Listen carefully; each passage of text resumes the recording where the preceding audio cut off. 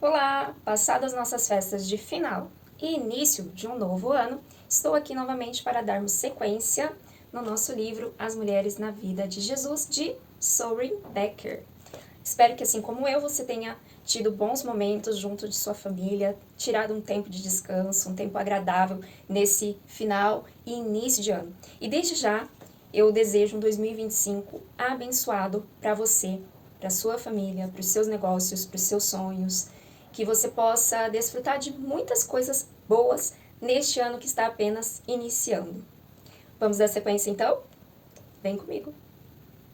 A nossa personagem de hoje está intimamente ligada com um outro muito conhecido. Me diz, quem nunca ouviu falar do rei Davi? Pois é, esse homem é extremamente conhecido. Ele foi o segundo rei de Israel. O primeiro levantado como rei sobre o povo de Israel foi Saul, a pedido do povo, que na época, olhando os povos vizinhos e vendo que eles tinham um rei que os governava, pediu a Deus que elegesse alguém que fizesse o mesmo por eles. Deus ouve o pedido do povo, escolhe Saul e ele governa por anos. Passa-se um tempo, Saul ele vai se distanciando de Deus, deixando Deus de lado e tomando as suas próprias decisões como lhe convinha, e não mais representando o povo de Israel por meio de Deus, tendo Deus ali orientando ele. E aí, o que acontece? O próprio Deus é quem escolhe o próximo rei. Quem seria? E ali, ainda jovem, Davi é encontrado pelo Senhor, é chamado pelo Senhor, é ungido por Deus através do profeta Samuel para ser o futuro rei de Israel. Depois que Saul morre, Davi toma então posse.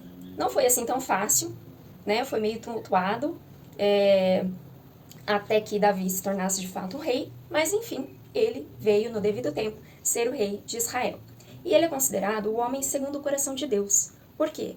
Não porque era um homem perfeito, mas era um homem que rasgava o seu coração, abria o seu coração para Deus. Ele olhava para si, reconhecia os seus erros quando ele os cometia, se arrependia verdadeiramente diante do Senhor e recebia esse perdão da parte de Deus. E ele também era temente ao Senhor. Ele buscava ouvir o direcionamento que Deus dava para ele. Então ele representou muito bem essa liderança e esse governo, porque ele dependia de Deus. Porém, como eu disse, mesmo dependendo de Deus, mesmo se arrependendo dos erros quando ele cometia diante do Senhor, ele foi um homem que teve muitas falhas. Então, um homem como eu e você, falho, porém um homem que se submetia à autoridade do Senhor sobre a vida dele. E Davi, ele teve várias esposas. Isso também é um costume dos reis, principalmente da época, de terem muitas esposas, muitas mulheres. E uma delas, que é a nossa personagem de hoje, nós leremos agora, que é sobre Batseba. Nos vídeos anteriores, as referências bíblicas que a escritora trouxe, de acordo com cada personagem, eu li em uma das bíblias que eu tenho, tá? Hoje eu vou ler direto aqui do capítulo dela, tá? Que ela traz também ao final de cada leitura, de cada personagem, ela traz a referência bíblica ao final para a gente poder também estar ali analisando e tirando as nossas impressões também, que é o que eu estou fazendo e compartilhando com vocês por meio desses vídeos. Então hoje eu vou ler aqui direto do livro essas referências que ela traz a respeito de Davi e da nossa personagem Batseba. Então, o primeiro capítulo, ele está localizado em 2 Samuel, capítulo 11, versículos de 1 a 27.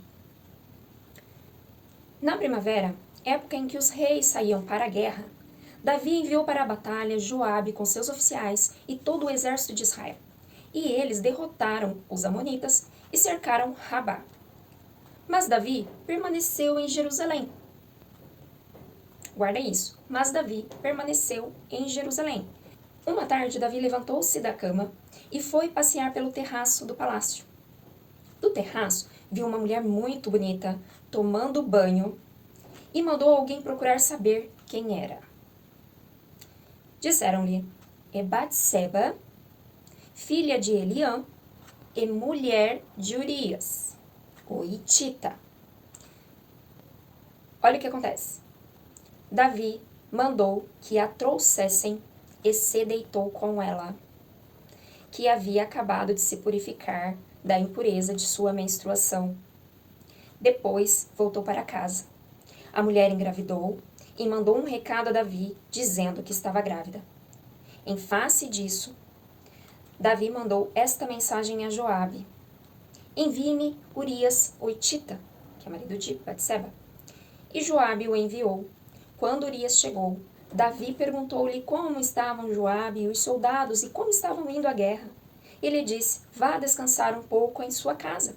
Urias saiu do palácio e logo lhe foi mandado um presente da parte do rei. Mas Urias dormiu na entrada do palácio, onde dormiam os guardas de seu senhor, que é Davi, e não foi para casa. Bom, aqui a gente já vê duas coisas importantíssimas. Primeiro, era costume dos reis, na primavera, naquela época, irem para a batalha. Davi sempre fez isso. Mas naquela época, naquela primavera, ele decidiu ficar. Então já começou a dar errado aí, dar ruim aí. Porque numa das suas idas à sacada do palácio, ele acabou vendo a mulher de Urias tomando banho e desejou ela. Aí, não contente, ele manda chamá-la. E isso é para acabar, né? Digamos assim. É para acabar. Ele tem todas as informações dela. Ele pergunta quem é ela, manda investigar, vão ver quem é, procura saber quem é. O seu servo traz as informações dizendo que é Batseba, filha de Eliã e mulher de Urias, o Hitita. E mesmo sabendo quem ela era, mesmo sabendo que ela era casada, ele chama ela para ir para os seus aposentos, para tomá-la como mulher. Ou seja, para cometer um adultério, sabendo que ela era casada. Aqui, a Bíblia ela não traz detalhes a respeito de como Batseba via Davi, do que ela sentia por ele, se eles já tinham mais convívio entre eles ou não. Mas é provável que eles se conheciam sim, que volta e meia eles tinham contato. Por quê? Essa é até uma observação que a própria autora traz. Porque Urias, ele faz parte dos melhores guerreiros de Davi. Então, como que Davi, tendo um guerreiro, um dos homens que eram de maior confiança dele, ele não tinha conhecimento de quem era a mulher, de quem eram os filhos, caso ele tivesse, quem eram a sua família, não tinha contato com essas outras pessoas? Então, provavelmente, ele conhecia, sim, Batseba. Então, quando ele vê, sabendo que o marido dela está em guerra, ele chama. Então, esse ato de chamá-la e deitar-se com ela foi só a consumação de algo que já acontecia dentro dele. De certo, ele já estava ali, ó, de olho nela e aproveitou a oportunidade, tanto da ausência do marido, porque estava na guerra, quanto o seu poder de autoridade como rei, de chamar, né? Quem iria negar um pedido do rei? Então, Batseba se encontra nessa situação. Ela vai para o palácio, eles ficam juntos e ela, obviamente, né, gente? Não poderia acontecer outra coisa. Engravida, né? Só pra dar ruim. Mais ruim ainda. E aí, Davi tem a excelente ideia de chamar Urias para que ele viesse para casa. E aí Davi conversa com ele, fala para ele ir para a casa dele, dá presentes. No entanto, Urias não vai para casa. Ele passa a noite na frente da entrada do palácio, junto com os outros guardas do seu senhor. Quando informaram então a Davi que Urias não tinha ido para casa, ele lhe perguntou: depois da viagem que você fez, por que não foi para casa? Urias respondeu: a arca e os homens de Israel e de Judá repousam em tendas. O meu senhor Joabe e os seus soldados estão acampados ao ar livre. Como poderia eu ir para casa e comer, beber e deitar-me com minha mulher? Juro pelo teu nome e por tua vida que não farei uma coisa dessas. Cara, por essa resposta de Urias, a gente já pode perceber o quão honrado esse homem era. Ele não pensava em si próprio. Ele temia o Senhor, ele considerou que a arca de Deus, que é um lugar onde representava a presença de Deus, estava ao ar livre, estava em tendas, estava lá na guerra, na batalha. Ele não se considerou digno de ir para casa e descansar, sabendo que o teu povo, os teus colegas, estavam lá em guerra e ele não se permitiu e não achou correto voltar para casa e poder desfrutar de um tempo com a sua mulher, um tempo de descanso, enfim, com tudo que ele poderia desfrutar ali no momento em que ele estava próximo da sua casa, né, tendo essa oportunidade diante dele, ele não viu justo ter essa atitude, né? E aí ele dá essa resposta para Davi: juro pelo teu nome, juro por tua vida, que eu não farei uma coisa dessa. E aí, como que Davi vai resolver a situação? A cagada que ele fez, né? E olha o quão cínico ele está sendo aqui, gente. Presta atenção. Nessas horas da raiva de Davi. Ó, versículo 12. Então Davi lhe disse: fique aqui mais um dia. Amanhã eu o mandarei de volta. Urias ficou em Jerusalém, mas no dia seguinte, Davi o convidou para comer e beber, e o embriagou. Olha a estratégia de Davi.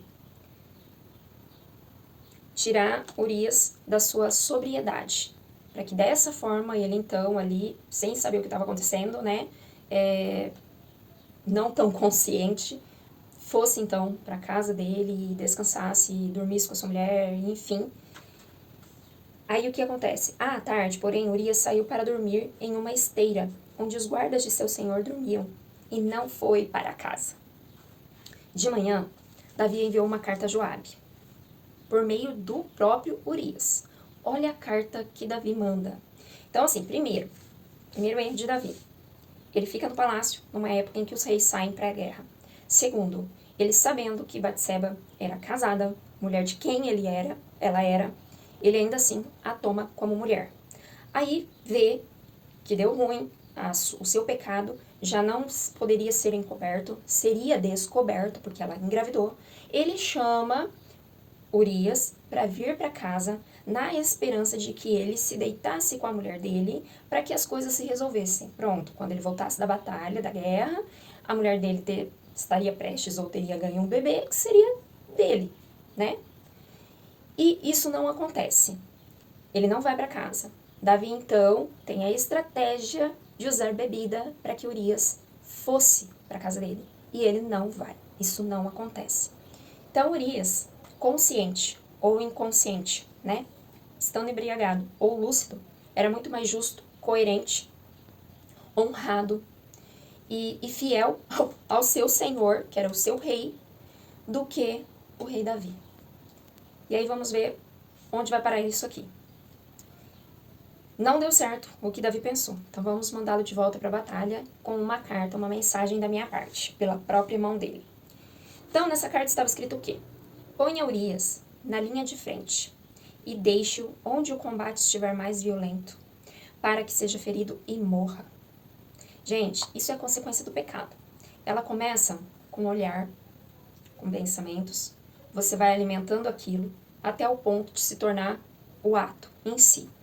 Tem uma parte da Bíblia que fala que o adultério, ele não acontece quando você se deita com a outra pessoa, quando você tem relação com a outra pessoa. O adultério acontece de você olhar, de você desejar. Você olhar e desejar. Desejou, já é pecado. E Davi aqui, ele não só desejou, não foi só alimentando esse pensamento e esse desejo. Ele foi se tornando algo tão grande ao ponto dele cometer esse pecado. Ele cometeu o adultério e depois, se vendo na situação onde ele estava, ele planejou a morte de um homem que era seu soldado de confiança. Alguém que era fiel a ele, que era temente ao Senhor. Enfim, vamos ver. Como Joabe tinha cercado a cidade, colocou Urias no lugar onde sabia que os inimigos eram mais fortes. Quando os homens da cidade saíram e lutaram contra Joabe, alguns dos oficiais da guarda de Davi morreram. E morreu também Urias, o hitita. Joabe enviou a Davi um relatório completo da batalha, dando a seguinte instrução ao mensageiro. Ao acabar de apresentar ao rei este relatório, pode ser que o rei fique muito indignado e lhe pergunte: por que vocês se aproximaram tanto da cidade para combate? Não sabiam que eles atirariam flechas da muralha? Em Tebes, aí ele traz uma outra história aqui, né? Para relembrar o que acontece quando você se aproxima demais do inimigo. Em Tebes, quem matou Abimeleque, filho de Jerubezete? Não foi uma mulher que da muralha atirou-lhe uma pedra de moinho e ele morreu? seja, sabiam que ficariam vulneráveis. Por que fizeram isso? Por que vocês se aproximaram tanto da muralha? Se ele perguntar, isso diga-lhe. E morreu também o teu servo Urias, o Hitita. O mensageiro partiu e, ao chegar, contou a Davi tudo o que Joabe lhe havia mandado falar, dizendo: eles nos sobrepujaram e saíram contra nós em campo aberto, mas nós os fizemos retroceder para a porta da cidade. Então os flecheiros atiraram do alto da muralha contra os teus servos e mataram alguns deles. E morreu também teu servo Urias, o Hitita. Davi mandou o mensageiro dizer a Joabe: não fique preocupado com isso, pois a espada não escolhe a quem devorar. Davi sabia da ordem. Joabe, o comandante, também sabia da ordem de Davi. Então, essa resposta aqui de Davi para Joabe é: não fique preocupado. A espada não escolhe a quem devorar. Ele achou que aqui o problema dele estaria resolvido. Mas não é assim que se resolvem problemas, muito menos pecado. E o pecado dele foi só aumentando. E o pecado, gente, é assim como coisas boas. Tudo na vida que a gente faz, sejam coisas boas, sejam coisas ruins, é uma semente que você está lançando. É uma semente que você está jogando na terra. E ela pode cair em terra boa, germinar, crescer e dar frutos. Então, se você lançou sementes boas, em algum momento da sua vida, dependendo dessa semente, semanas, meses, anos, você vai colher disso. Só que as sementes ruins que você lançou ao longo da sua vida, dependendo da semente, em semanas, em meses, em anos, você vai colher também. É aquilo que você planta, você colhe. Não adianta. Aqui Davi achou que estava resolvendo o problema com a morte de Urias. Mas de Deus não se zomba e nada se esconde, tá? E a gente vai conferir o que acontece depois de tudo isso que Davi faz. Ele achou que estava tudo certo, falou para Joabe, para o comandante, ficar tranquilo, porque essa foi uma ordem do rei que ele simplesmente obedeceu, mesmo não entendendo, ou até mesmo contrariado, porque ele ficou preocupado. Se ele falou para o mensageiro, diga isso pro rei, mas diga também que Urias morreu. Então, né, pode ser que o rei não sei o que acontece. Mas enfim, não fique preocupado. A espada não escolhe quem deve devorar. Ok. Reforce o ataque à cidade até destruí-la. E ainda insistiu com o mensageiro que encorajasse Joabe. Por que encorajasse Joabe? Como eu disse agora há pouco, Urias era um dos melhores soldados. E junto com esses outros que acabaram morrendo aqui também, nesse desejo de Davi que Urias morresse, outros também tiveram perdas de outros também. Outros vieram a morrer, que talvez não seria necessária a morte deles. Né? Se tivesse utilizado uma outra estratégia, talvez eles não tivessem morrido. No entanto, por conta dessa decisão do rei, tem essas baixas, então ele acaba achando necessário encorajar Joabe, que é o comandante, para que eles então dessem sequência na guerra, obtivessem vitória para depois retornar para suas casas. Aí, quando a mulher de Urias soube que o seu marido havia morrido, chorou por ele. Como eu disse lá atrás, a Bíblia ela não traz detalhes de como talvez ela se comportava diante do rei. Se ela tinha dado brecha, se ela também estava flertando com o rei ou não. Mas o fato que chorou pelo seu marido. Então ela sentiu, eu não sei se ela foi obrigada com o rei Davi a se deitar com ele e só obedeceu pelo fato de ser rei, eu não sei. Esses detalhes a gente não sabe, a gente começa a imaginar algumas coisas, tentar entender, se colocar no lugar do outro e da outra, para ver o que a gente pode trazer para nossa vida, né, e alguma coisa para tentar chegar mais próximo da realidade. Mas esses detalhes, de fato, a gente não vai saber. E aí ela chora pelo seu marido. E agora imagina, grávida de um filho que não era de Urias, não era do seu marido, e viúva. Que perspectiva essa mulher teria? Imagina o que passou na cabeça dela. Imagina. Aí, passado o luto, Davi mandou que a trouxessem para o palácio. Ela se tornou sua mulher e teve um filho dele. Mas o que Davi fez desagradou ao Senhor. Pois é. Aqui, só pra gente falar mais um detalhe a respeito de Urias. Nas vezes que fala dele, Urias, o Hitita. O Hitita significa que ele não era judeu. Ele era um homem estrangeiro, mas que temia ao Senhor. E que desejou e viveu entre o povo judeu e defendia esse povo. Ele tomou Deus, o Deus dos judeus, como seu Deus. Então, eu achei interessante eles reforçarem, porque todas as vezes que fala Urias, o Hitita, pelo menos que eu me lembre aqui umas 3 vezes que fala no nome dele, refere-se como Hitita, ou seja, para deixar claro que ele era um homem estrangeiro, mas mesmo sendo estrangeiro, ele passou a fazer parte do povo de Deus, não só a fazer parte do povo de Deus, tendo o Senhor como o seu próprio Deus, mas lutando as batalhas e as guerras do povo judeu, ali do lado deles, sendo fiel ao seu Senhor, não só Senhor Deus, mas o Senhor, o rei Davi. Então, isso, assim como as outras personagens que a gente viu nos vídeos anteriores, que Deus realmente ele acolhe todos aqueles que desejam segui-lo e tê-lo como seu Deus. E a Bíblia traz isso dele. Não tira que ele não era um estrangeiro daqui. Não, reforça. Era um estrangeiro, mas que pertencia ao povo de Deus. E que era temente ao Senhor. E que foi muito mais fiel e honrado do que o próprio Davi, que foi o rei escolhido pelo próprio Senhor. Lembra? Então. Aí vamos seguir no próximo. Ver o que acontece, né? O desenrolar dessa história. Quais são as consequências, então, os frutos destes atos que Davi acaba colhendo na sua vida. Então, em 2 Samuel, capítulo 12, dos versículos 1 a 25, a gente lê o seguinte. E o Senhor enviou a Davi, o profeta Natã. Ao chegar, ele disse a Davi, 2 homens viviam numa cidade. Um era rico e o outro pobre. O rico possuía muitas ovelhas e bois, mas o pobre nada tinha senão uma cordeirinha que havia comprado. Ele a criou e ela cresceu com ele e com seus filhos. Ela comia junto dele, bebia do seu copo e até dormia em seus braços.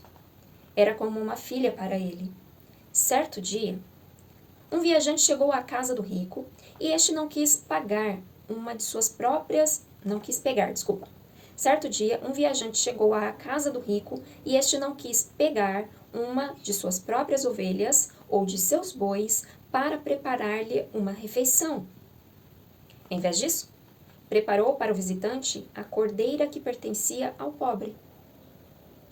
Então Davi encheu-se de ira, veja bem, contra o homem e disse a Natã, juro pelo nome do Senhor que o homem que fez isso merece a morte. Deverá pagar 4 vezes o preço da cordeira, porquanto agiu sem misericórdia. Você é esse homem, disse Natã a Davi. E continuou, assim diz o Senhor, o Deus de Israel, eu o ungi rei de Israel e o livrei das mãos de Saul. Dei a você a casa e as mulheres do seu senhor. Dei a você a nação de Israel e Judá. E, se tudo isso não fosse suficiente, eu teria dado mais ainda. Por que você desprezou a palavra do Senhor, fazendo o que ele reprova? Você matou Urias, o Hitita, com a espada dos amonitas e ficou com a mulher dele. Por isso, a espada nunca se afastará da sua família. Pois você me desprezou e tomou a mulher de Urias, o Hitita, para ser sua mulher. Assim diz o Senhor, de sua própria família trarei desgraça sobre você. Tomarei as suas mulheres diante dos seus próprios olhos e as darei a outro. E ele se deitará com elas em plena luz do dia. Você fez isso às escondidas, mas eu o farei diante de todo Israel em plena luz do dia. Então Davi disse a Natã, pequei contra o Senhor. E Natã respondeu, o Senhor perdoou o seu pecado. Você não morrerá. Entretanto, uma vez que você insultou o Senhor, o menino morrerá. Depois que Natã foi para casa, o Senhor fez adoecer o filho que a mulher de Urias dera a Davi. E Davi implorou a Deus em favor da criança. Ele jejuou e, entrando em casa, passou a noite deitado no chão. Os oficiais do palácio tentaram fazê-lo levantar-se do chão, mas ele não quis e recusou comer. 7 dias depois, a criança morreu. Os conselheiros de Davi ficaram com medo de dizer-lhe que a criança estava morta e comentaram: enquanto a criança ainda estava viva, falamos com ele e ele não quis escutar-nos. Como vamos dizer-lhe que a criança morreu? Ele poderá cometer alguma loucura. Davi, percebendo que seus conselheiros cochichavam entre si, compreendeu que a criança estava morta e perguntou: a criança morreu? Sim, morreu. Responderam eles. Então Davi levantou-se do chão, lavou-se, perfumou-se e trocou de roupa. Depois entrou no santuário do Senhor e o adorou. E, voltando ao palácio, pediu que lhe preparassem uma refeição e comeu. Seus conselheiros lhe perguntaram: por que ages assim? Enquanto a criança estava viva, jejuaste e choraste. Mas, agora que a criança está morta, te levantas e comes? Ele respondeu: enquanto a criança ainda estava viva, jejuei e chorei. Eu pensava: quem sabe? Talvez o Senhor tenha misericórdia de mim e deixe a criança viver. Mas agora que ela morreu, por que deveria jejuar? Poderia eu trazê-la de volta à vida? Eu irei até ela, mas ela não voltará para mim. Depois Davi consolou sua mulher, Batseba, e deitou-se com ela, e ela teve um menino, a quem Davi deu o nome de Salomão. O Senhor o amou e enviou o profeta Natã, com uma mensagem a Davi. E Natã deu ao menino o nome de Gedidias. Bom, a gente vê aqui que o começo das consequências da má decisão de Davi já foi em relação a essa criança que foi concebida nesse adultério. Infelizmente, a criança acabou vindo a falecer. Imagina, olhando assim, muitos podem até falar: nossa, Deus é mau, talvez, né? Porque o Senhor retirou a vida dessa criança. Mas agora, imagine essa criança nascer nesse contexto, sendo filho de um adultério. O que ela poderia carregar junto com ela em decorrência de uma consequência que nem foi ela quem fez. Foram os pais dela quem praticaram. Mas ela poderia ter sobre ela essa consequência pesada do pecado dos pais. E eu creio que foi misericórdia de Deus para com a criança. Além, obviamente, de ser a consequência do pecado que Davi e Batseba colheram. Porque a palavra diz que o salário do pecado é a morte. E aqui fica muito bem representado isso. Os dois cometeram pecado. Conceberam uma vida dentro desse pecado. E o resultado dela foi a morte da criança. Então isso deixa muito claro pra gente quando a palavra fala que o salário que a gente recebe da prática do pecado é a morte.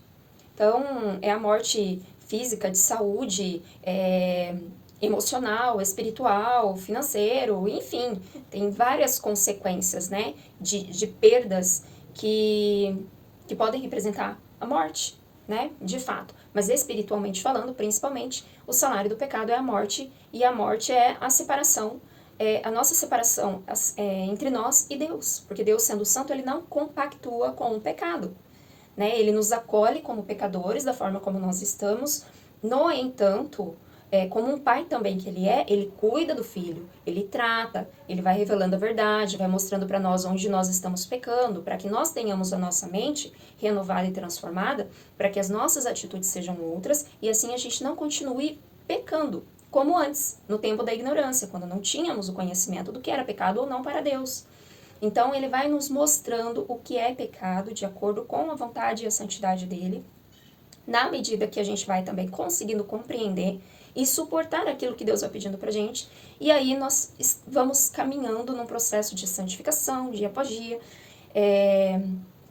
mudando, né, pequenos maus hábitos que nós tínhamos, a gente vai deixando para trás e vivendo de uma maneira diferente.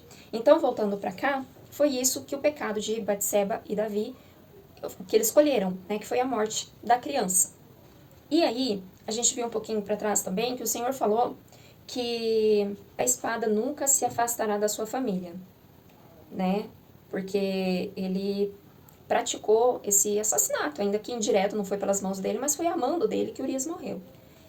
E que isso aconteceria de sua própria família, né? De sua própria família trarei desgraça sobre você. Muitas vezes a gente também não entende essa questão do pecado, e tem uma pastora que eu ouço, e ela fala sobre heranças, e faz muito sentido quando ela coloca esse exemplo. Por exemplo, você tem uma herança para receber dos seus pais. Quando a gente fala de herança, geralmente é algum patrimônio, né? Um bem material, físico, dinheiro, né? E ok, você tem herança porque é filho, né? E por ser filho e os teus pais terem propriedades, bens e dinheiro, valores, eles acabam passando para os filhos por herança. A mesma coisa acontece em relação ao pecado. Nós recebemos heranças espirituais como consequência também de pecado. Então aqui fica muito claro também que a criança acabou pagando pelo pecado dos pais. Aqui, nesse versículo 11, que fala assim, diz o Senhor, sua própria família trarei desgraça sobre você. Então os próprios filhos depois disso, e teve outros ocorridos que Davi foi muito falho também, ele acabou tendo consequências dentro da sua casa com os seus filhos. Então, assim, a questão do pecado, ele precisa muito ser tratado. E a Bíblia, ela não esconde os nossos erros, ela não esconde as atrocidades que o ser humano pode vir a cometer. Não esconde os pecados. Pelo contrário, Deus, ele revela a verdade, ele traz à luz aquilo que está tentando ser escondido. Porque diante dele nada fica oculto. Então ele trata com o pecado, ele mostra pra gente, deixando a Bíblia, a palavra para nós, como referência do que fazer, do que não fazer, do que agrada ao Senhor, do que não agrada. Ele traz claramente essa questão do pecado, as consequências que o pecado gera, a omissão também acaba colhendo consequências, porque uma vez que você omite, não decide agir ou a favor ou contra e deixa de fazer, por exemplo, tira a mão e dá um passo atrás e não vou me envolver nisso, você acaba compactuando para o resultado final de algo que vem acontecer. Como no caso aqui de Davi, que não repreendeu o filho, que violentou a própria irmã, o outro vendo se irou, e ele mesmo foi buscar justiça. E acabou tendo o primeiro assassinato ali também na família, de irmão contra irmão. Isso na família de Davi. E aí, esse que comete esse assassinato também, futuramente, pouco tempo depois, ele decide usurpar o trono do pai. Então, assim, virou uma bagunça, fora outras coisas que aconteceram também.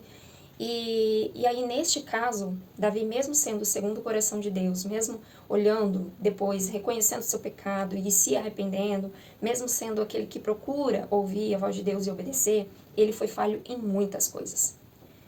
Como pai, principalmente. E colheu consequências, assim, desastrosas. Então, aqui, depois de tudo isso, com a perda desse filho, Deus permite que um outro seja concebido. E aí esse que é concebido é outro rei muito conhecido, que é o rei Salomão. Que Deus fala, né? Aqui a palavra fala no versículo 24. Depois Davi consolou sua mulher Batseba e deitou-se com ela, e ela teve um menino, a quem Davi deu o nome de Salomão. O Senhor o amou. O Senhor amou essa criança.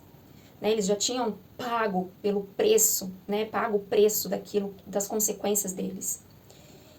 As consequências ainda continuariam, mas aquela dor, aquele luto, com certeza trabalhou muito a vida pessoalmente, assim, né, o íntimo de Davi e também o íntimo de Batseba. E Deus permitiu que eles concebessem outro filho. E o pedido de Salomão, quando foi para ele reinar, governar sobre Israel, ele pediu a Deus sabedoria. E como ele pediu isso, Deus deu não só a sabedoria, mas também muitas riquezas. Então foi, assim, extraordinária a grandeza desse homem, a influência que ele teve e também a referência que ele foi. Depois ele pisa na jaca, faz também um monte de caca, mas enfim.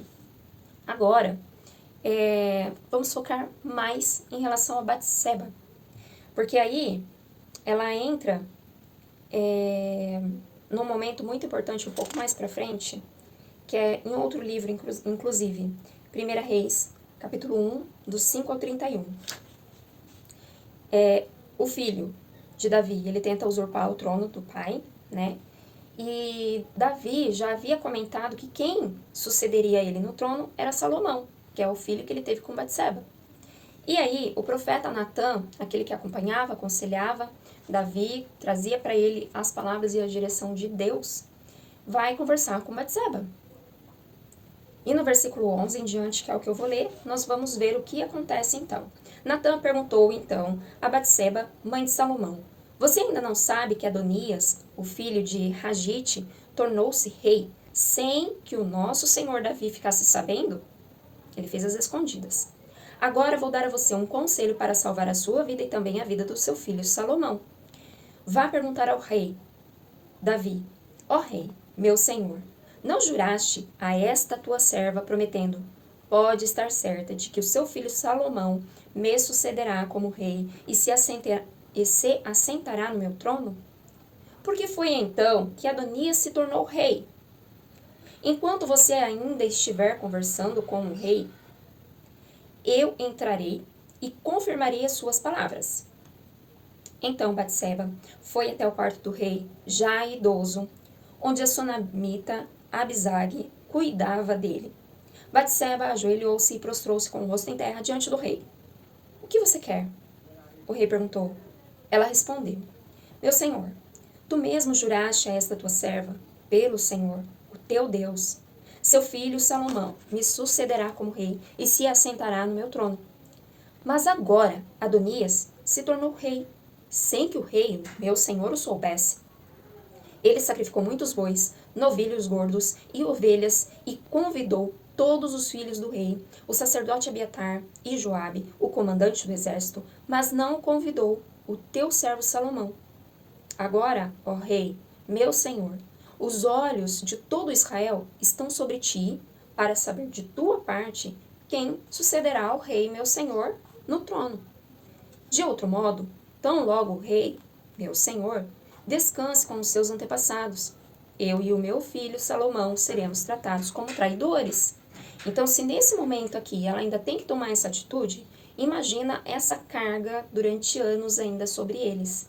Mesmo Salomão sendo um outro filho que nasceu da união de Davi com Batseba, depois que o primeiro morreu, ainda assim, o fato dela ter entrado para a família dele e ter se tornado esposa dele, ela carregou essa história junto com ela, como uma adúltera. O filho, Salomão, mesmo não sendo o primeiro gerado lá atrás, foi o segundo, o filho da adúltera. Então, assim, imagina para a família, para os filhos de Davi, e principalmente para esse Adonias, que já tinha tomado, declarado que era o novo rei, mesmo sem o consentimento do pai, imagina o que ele iria fazer, como ele tratava Batseba, como ele tratava Salomão, não tinha respeito pelo pai, já tinha matado outro irmão, sabe? Imagina a situação dessa família, as condições dessa família. Então, diante de toda essa situação, Batseba vai ter essa palavra com o Davi. E com esse medo, né, de serem considerados traidores, de repente até serem mortos por esse filho de Davi. Ela ainda conversava com o rei quando o profeta Natã chegou. Assim que informaram ao rei que o profeta Natã havia chegado, ele entrou e prostrou-se com o rosto em terra diante do rei. E Natã lhe perguntou: Ó rei, meu senhor, por acaso declaraste que Adonias te sucederia como rei e que ele se assentaria no teu trono? Hoje ele foi matar muitos bois, novilhos gordos e ovelhas. Convidou todos os filhos do rei, os comandantes do exército e o sacerdote Abiatar. Agora eles estão comemorando e bebendo com ele e celebrando. Viva o rei Adonias! Mas ele não convidou a mim, que sou teu servo, nem os sacerdotes Zadok, nem a Benaia, filho de Joiada, nem a teu servo Salomão. Seria isto algo que o rei, meu senhor, fez sem deixar que os seus conselheiros soubessem quem sucederia ao rei, meu senhor, no trono? Então o rei Davi ordenou: chamem Batseba. Ela entrou e ficou em pé diante dele. O rei fez um juramento. Juro pelo nome do Senhor, o qual me livrou de todas as adversidades, que, sem dúvida, hoje mesmo vou executar o que jurei pelo Senhor, o Deus de Israel. O meu filho Salomão me sucederá como rei e se assentará no meu trono em meu lugar. Então Batseba prostrou-se com o rosto em terra e, ajoelhando-se diante do rei, disse que o rei Davi, meu senhor, viva para sempre. Aí depois vamos pular para um outro trecho de outro livro, tá? Que é 1 Crônicas, capítulo 3, versículos 4 e 5. São estes os filhos de Davi que nasceram em Hebrom, onde ele reinou 7 anos e 6 meses, e em Jerusalém, onde Davi reinou 33 anos. Nasceram-lhe os seguintes filhos: Simeia, Zobabe, Natã, Salomão, os 4 filhos que ele teve com Batseba, filha de Amiel. Então, esses foram os filhos que ele teve com Batseba, fora as outras esposas com quem ele também teve filhos.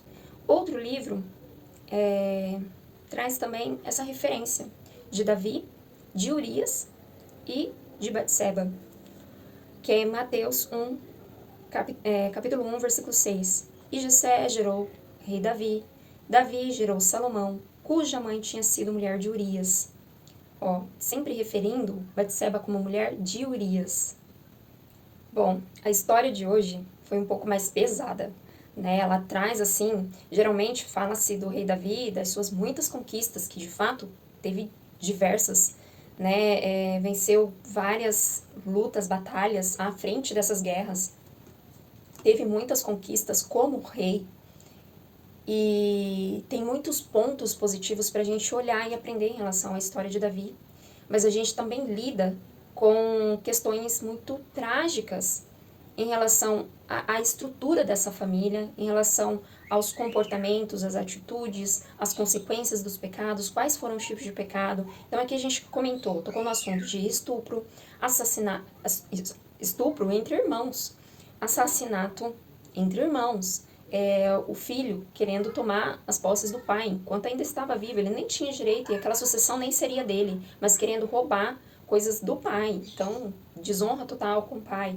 Temos também, como eu já comentei, a omissão de Davi em relação à sua família, à educação dos seus filhos, né?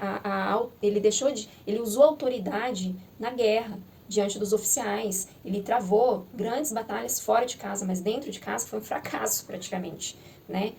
E então falhou demais. Em relação a mulheres também, cometeu adultério. Então a gente vê também a perda precoce de um bebê que foi concebido desse adultério. Então a gente vê vários assuntos, toca em vários assuntos que não são fáceis de comentar, não são fáceis de digerir, não são fáceis de entender e que muitas vezes a gente quer se esquivar, sair disso, não tratar esse tipo de coisa. Então, mas voltando, depois eu continuo nessa linha, tá? Comentando sobre isso. Mas voltando para a questão da Batseba, no caso. Depois que ela passa ali pelo período do luto do primeiro filho dela, Deus consola ela, derrama graça sobre a vida dela, permite que ela conceba um outro filho e cuide desse filho. Não só dele, mas ela também pôde conceber outros, como a gente viu agora nas últimas referências.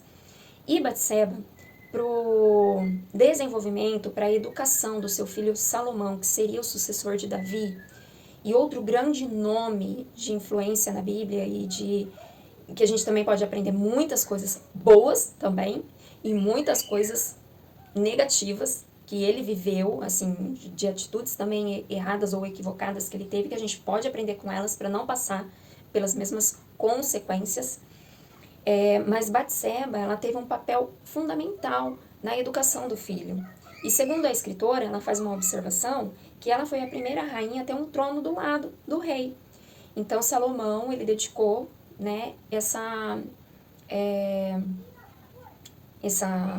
abertura no reinado ali, por exemplo, me fugiu o nome agora, mas ele dedicou um espaço para Batseba e tinha ela no trono sentado como rainha, depois que Davi morreu e ele estava ali governando. Então ele tinha a mãe dele orientando ele nas decisões. Então foi uma mulher de extrema importância na educação de Salomão e depois também na gestão do seu início de reinado.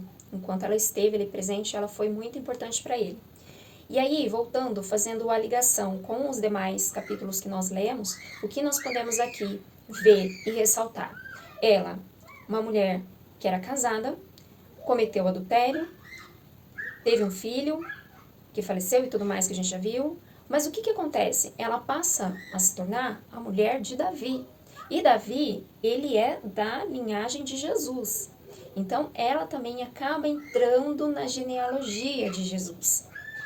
Então, assim, é mais uma vez para ressaltar que Deus realmente... Gente, eu não sei se vocês estão ouvindo, mas tem criança aqui brincando com os passarinhos e tá uma loucura ali fora, mas eu não vou parar, não. Então, a gente vê mais uma vez que Deus, ele perdoa pecados, tá? Ele perdoa. Ele não deixa que a gente não colha as consequências. Isso a gente vai colher. Mas o pecado, ele perdoa. E nos dá uma nova chance de fazer as coisas de uma forma nova e diferente, tá? Mas essa coisa de Deus aceitar uma mulher que cometeu adultério para ser a mãe de outro rei e que através dela também, né, junto com Davi, teria filhos e outros filhos que levaria ao nascimento de Jesus, isso, cara, isso sempre me chama atenção. Porque Deus não rejeita as pessoas que buscam Ele com sinceridade e verdade de coração, se arrependem dos seus maus caminhos, que se convertem ao Senhor, que busca ter Deus como Deus acima de tudo na sua vida, né? E depender dele, buscar conhecê-lo e viver de uma maneira que Deus se agrade, assim como um bom filho faz as coisas para que o seu pai se agrade, conhecendo ele, sabendo o que ele gosta, o que ele acha que é certo, o que é errado. Nós, em relação a Deus, é a mesma coisa. Ele, como nosso pai, tem as expectativas, tem as orientações, tem a direção, né? Que é melhor para nós vivermos, porque ele sabe o que é melhor pra gente. Então, enquanto filhos obedientes ao pai, sabendo o que lhe agrada, a gente vai procurar viver uma vida de acordo com a vontade de Deus. Então, todos aqueles que se dispõem a depender do Senhor e ter uma vida na presença dele, na dependência e na direção dele, ele acolhe, independente do seu passado. Independente do seu passado. O que importa é que você, com a sua mente, racionalmente e com o seu coração, se volte para ele. Com certeza, ele vai te acolher, ele vai te receber e vai te dar uma nova oportunidade de viver, então, não só dependendo só de você, mas dependendo da presença, da companhia e da direção que o Senhor tem para sua vida.